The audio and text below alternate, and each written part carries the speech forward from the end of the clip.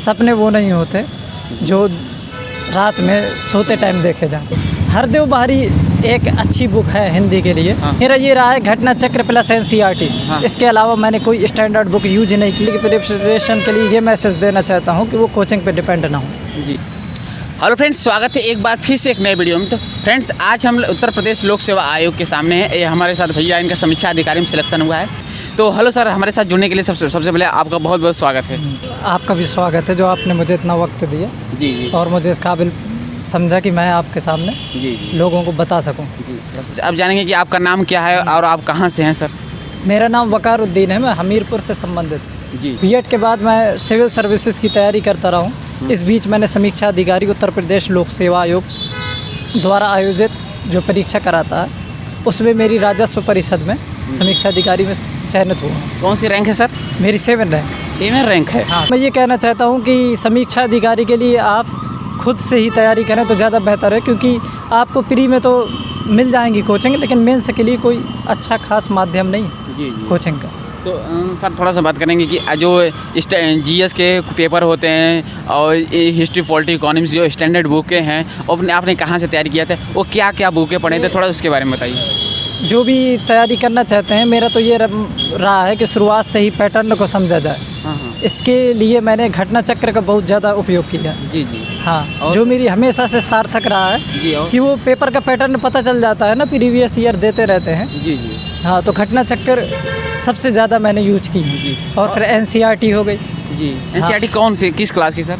मतलब सारी एनसीईआरटी 6 से लेके बाद। और सर जैसे जीएस की बुक की अगर बात करें, जो हिस्ट्री के लिए आपने क्या पढ़ा था? हिस्ट्री के लिए देखो, आप जीएस के लिए तो अथाह है। मतलब कि कुछ जो स्पेसिफिक मार्केट में बहुत सारी चीज़ें हैं सर, जो स्पेसिफिक जो आपने पढ़ा था उसे बताइए सर। मेरा ये रहा है घटना चक्र प्लस एनसीईआरटी। इसके अलावा मैंने कोई स्टैंडर्ड बुक यूज नहीं की इस एग्ज़ाम के लिए। Okay sir. और पॉलिटी के लिए सर? पॉलिटी के लिए भी उसी तरीके से पढ़ा है, जैसे ही घटना चक्र है, एनसीईआरटी है। और उसके अलावा मेरे लक्ष्मीकांत का कभी कभी यूज कर लिया, क्योंकि ये फैक्चुअल एग्ज़ाम है एक किस्म से देखा जाए। जी जी। हाँ सर, ओवरऑल सर बात करें तो मान लीजिए आपने प्रीवियस क्वेश्चन और एनसीईआरटी बुक है और इसके अलावा जो स्टैंडर्ड बुक है आपने कोई पढ़ा नहीं था घटना चक्र के अलावा? हाँ, घटना चक्र और एनसीईआरटी। जी जी। हाँ। Sir, current affairs very important role है इस सिविल सर्विस एग्जाम में। करंट अफेयर्स के लिए क्या कोई न्यूज़पेपर फॉलो करते थे या फिर कोई मैगजीन होगी, तो उसके बारे में बताइए। करंट अफेयर्स के लिए मैं दृष्टि की साइट, दृष्टि IAS की साइट, वो हमेशा से यूज करता रहा हूँ। जी जी। हाँ, दृष्टि IAS। और सर कोई मैगजीन होगी, जब भी आपने बताया था कोई? नहीं, मैगजीन की ज़रूरत ही नहीं पड़ी। जब हम डेली बेसिस पे पढ़ते रहते हैं तो मैगजीन की इतनी ज़्यादा आवश्यकता नहीं पड़ती। जी। सर कोई न्यूज़पेपर भी पढ़ते थे?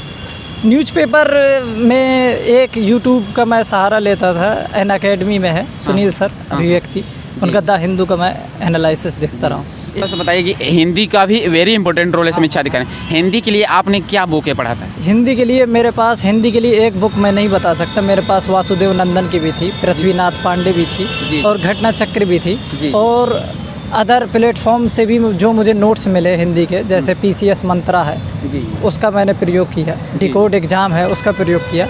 हिंदी क्योंकि आप कहाँ से भी पढ़ लीजिए, वो हिंदी बनाता वैसे ही है। जी जी।